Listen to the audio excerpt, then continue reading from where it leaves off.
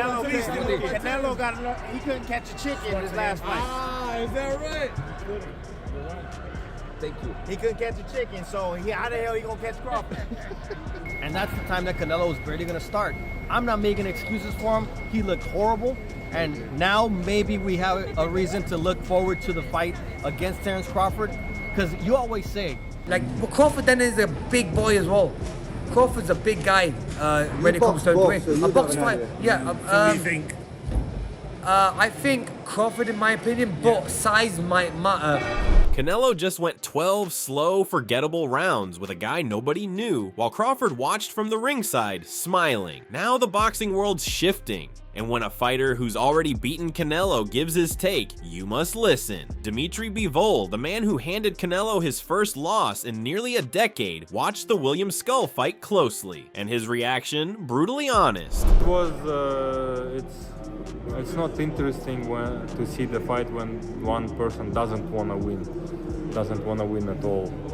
Bivol didn't just criticize Skull, he implied the entire fight lacked purpose. According to him, Skull never came to win, and that forced Canelo into a strange performance where he was constantly aiming but barely engaging. And despite Skull's inactivity, Bivol suggests the fight was still tough for Canelo because chasing a moving target that's not fighting back isn't as easy as it looks. But it was hard to fight for Canelo because he was always aiming, and even the Skull didn't throw punches, and it's hard to catch him, he's just moving. What really matters is what Bivol sees coming next. When asked about Crawford, his tone changed completely. He described Crawford as having a champion mentality and promised the fight would look nothing like the lifeless Skull bout. I think Crawford wants this fight a lot. He wants this fight, and I think he will be more active than Canelo's previous opponent, and he has different mentality. He has champion mentality.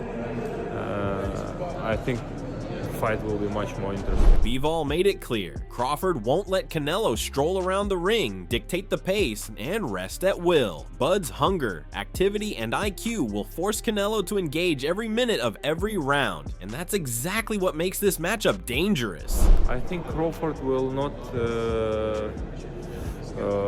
let Canelo just walking on the ring when he wants, because we could see this fight. Canelo did everything. When he wanna rest, he could rest easy, in this fight. Yeah, of course, when he wants to work, that guy didn't give him work. He just rest. And I think with Crawford, it will be harder to rest. Who do you think wins? Coming from a man who exposed Canelo before, you cannot call it just hype. It's a clear warning. Fighters, trainers, and fans are starting to say the quiet part out loud. Canelo's slipping, and Bud's ready. After that dull Skull fight, Crawford isn't just a challenger, he's the favorite. Here's why. Canelo Alvarez was supposed to dominate. Instead, he coasted through 12 uneventful rounds with a virtually unknown contender, William Skull. No knockdowns, no drama, just a safe, flat performance that left fans restless and analysts unimpressed. Respected analyst Teddy Atlas is pulling no punches. The legendary trainer didn't just criticize Skull, he turned the spotlight on Canelo himself. While acknowledging that Skull came to survive, Atlas clarified that Canelo doesn't get a pass for letting the fight slip into a dull, forgettable affair. I think Canelo has to take some blame too. It was a mistake. Skull is guilty of everything I just said, of fighting this ultra defensive fight. But Canelo doesn't get a pass for not doing more. It still could have done more. He could have used the jab more. He could have closed the gap with 2 jabs.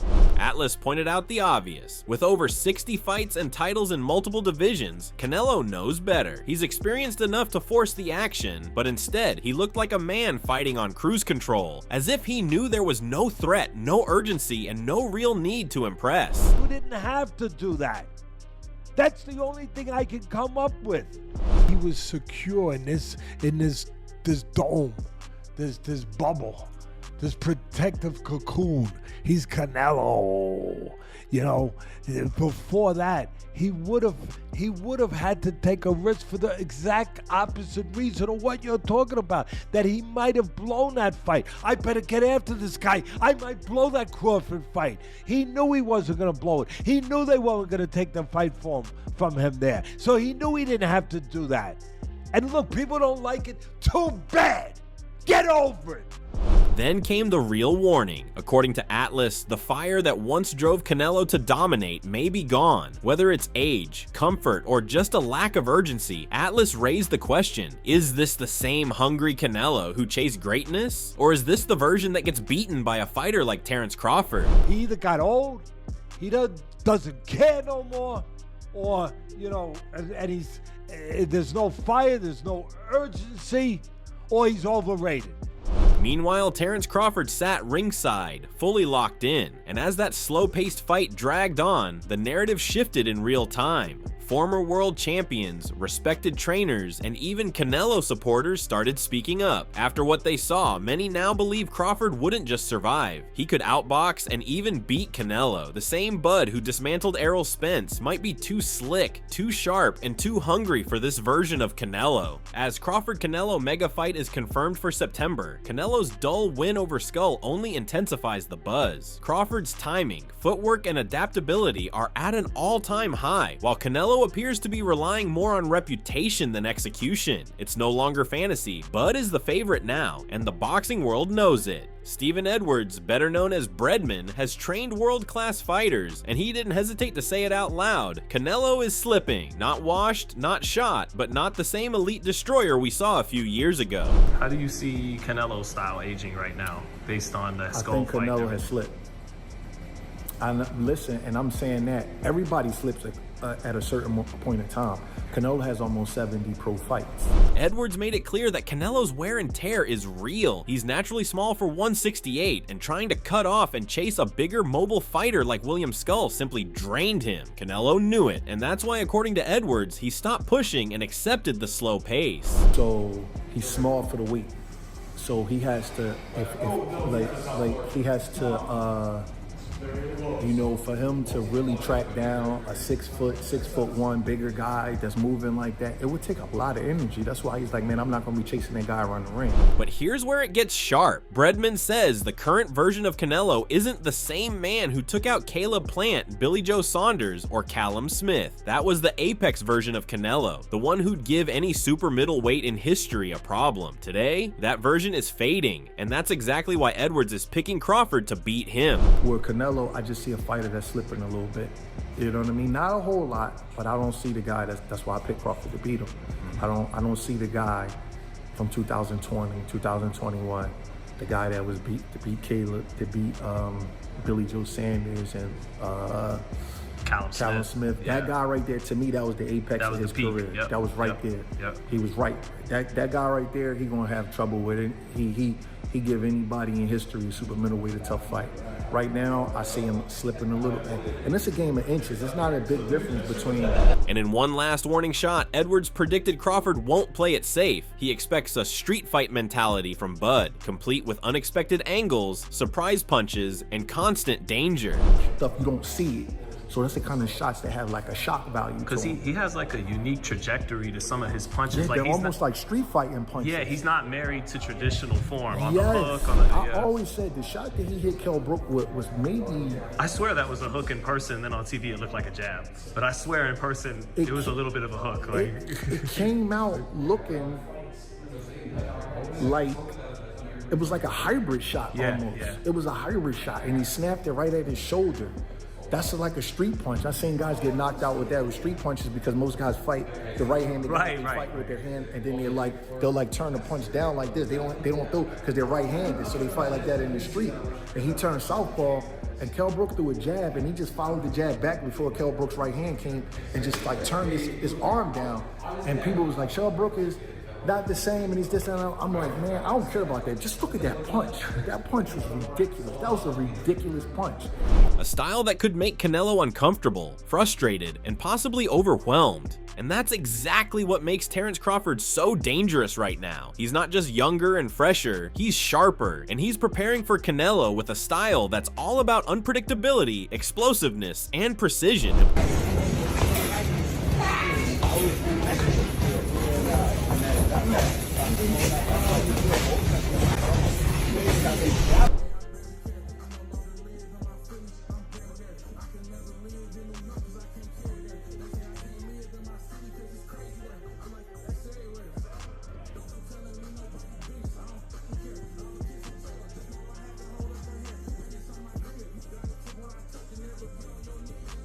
What Stephen Edwards described as a street fight mentality isn't just talk, it's clearly showing in Crawford's training.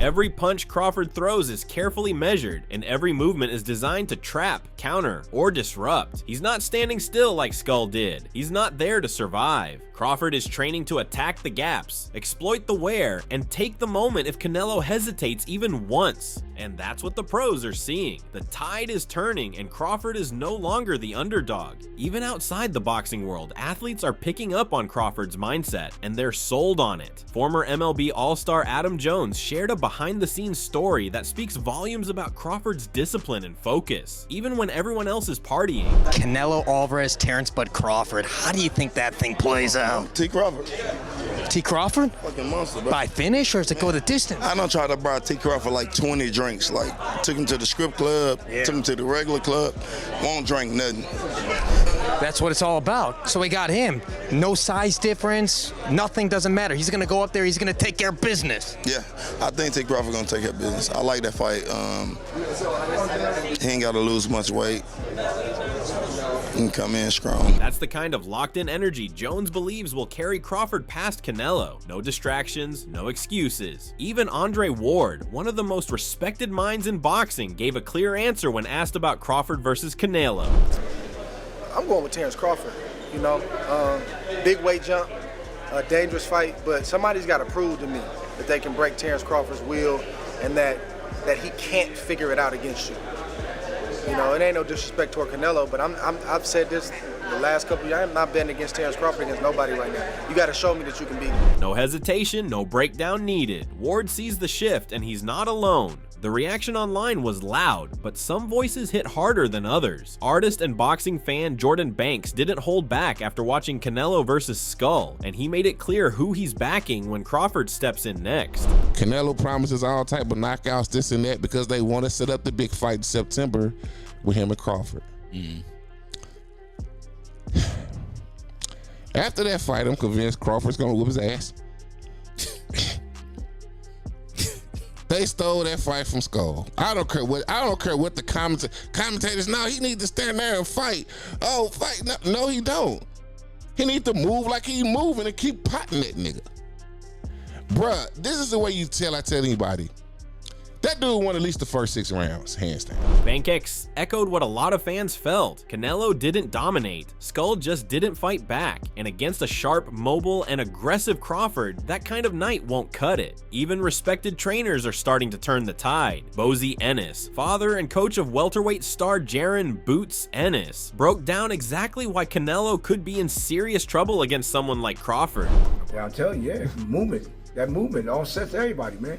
And with Canelo, he get frustrated. You see, he's walking to you and all that. If he can't touch you, you know what I mean?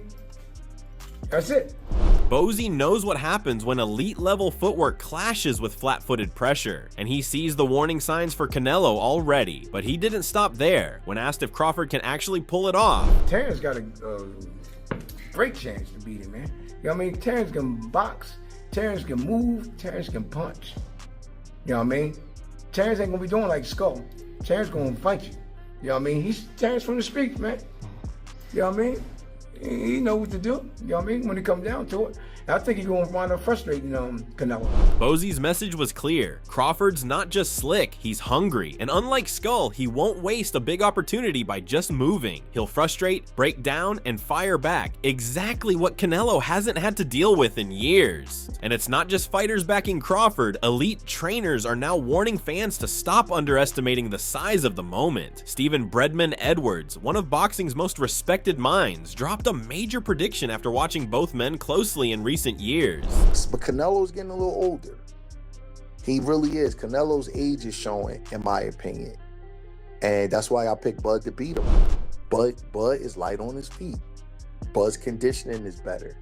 Bud is stronger than he looks. Bud is longer than Canelo. He's a little taller. Bud looks like he's growing. He's taller than Canelo. You know what I mean? I see him now, like he must doing some good work with his posture. But Canelo almost got 70 fights. That's wear and tear. In my opinion, it's just a prediction. I could be wrong. I think Bud gonna beat him. Another respected trainer, Robert Garcia, a former trainer of the year and a Canelo supporter in the past, just made a surprising admission. After years of backing Alvarez, he's now switching his pick. And not because he's riding hype, but because he's seeing real signs of slippage. Now I'm actually, after Canelo's performance, I'm actually leaning towards Crawford to win this fight. Why is that? What changed? Because I know Crawford's, he's got the heart, he's got the speed, the skills, and he's gonna go out there. I was thinking he put up a good first 6 rounds, but then Canelo will start picking it up. But now I think Crawford will go for I'm picking Crawford to win now. Is this because you see a little slippage in Canelo? I did. This is no casual comment. Robert Garcia's camp has worked with dozens of world-class fighters. He knows when a great is fading. His reversal is built on Crawford's timing, stamina, and mentality. But more importantly, on Canelo no longer being the same force after 70 grueling fights. And it's not just trainers calling this out. Fighters who've been in the ring with Canelo are saying the same thing. Former super middleweight champion Caleb Plant, who went 12 rounds with Canelo in 2021, sees a big difference in the version that fought Jermell Charlo and Jaime Munguia. What'd you think of Canelo over the weekend? Did that look like the same type of Canelo you fought a few years ago? And yeah, what'd you think of that? No, I don't think it's the same Canelo. Not quite, but also I kind of figured it was going to be like that, honestly. It makes for not as appetizing fight, but still got that fight in September with him and Crawford, so we'll see. With him getting older, I think it's a stylistic matchup, you know, and William Skull don't fight nothing like Terence Crawford. So we're not going to see the same type of fight come September. I think we're going to see a great fight, real good fight. But Crawford's a special guy, you know what I'm saying? And so I think it's going to be a great fight. And I'm just a fan on that one. You know, just want to see a good fight, and I think it will be. Coming from a guy who tasted Canelo's power and movement up close, that's a serious red flag. Caleb's warning isn't emotional, it's tactical. He sees slower feet, less head movement, and most of all, less urgency. And with a guy like Crawford, that hesitation could be fatal. Even the young sharpshooters of boxing are betting big on Bud. Undefeated world champion Shakur Stevenson, known for his elite IQ and defensive mastery, broke it down clearly. This wouldn't just be a win for Crawford, it might be a schooling. If they do fight Cole, how do you see it going? If they do fight, I told you I think that Bud outboxes him. I think he's gonna use his leg, keep Canelo on the outside and make it an easy night. Got you.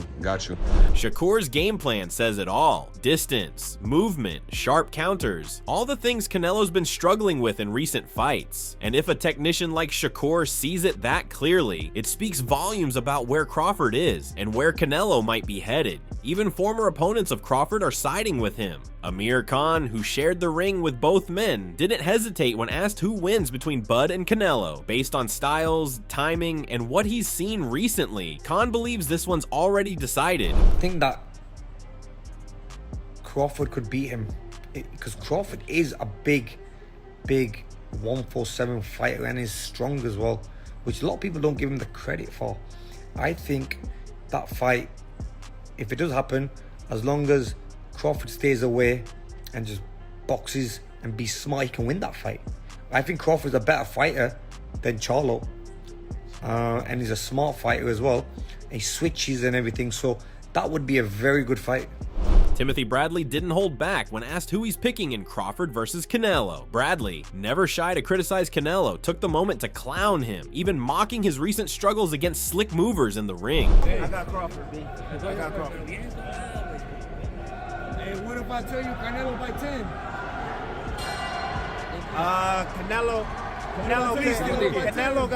He couldn't catch a chicken in his last fight. Ah, is that right?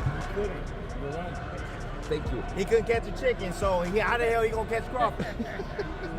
With me. Nah, exactly. That's what I think Crawford a little too small, amigo. Oh, small don't mean nothing, man. Trust me. Small don't mean nothing, my dog.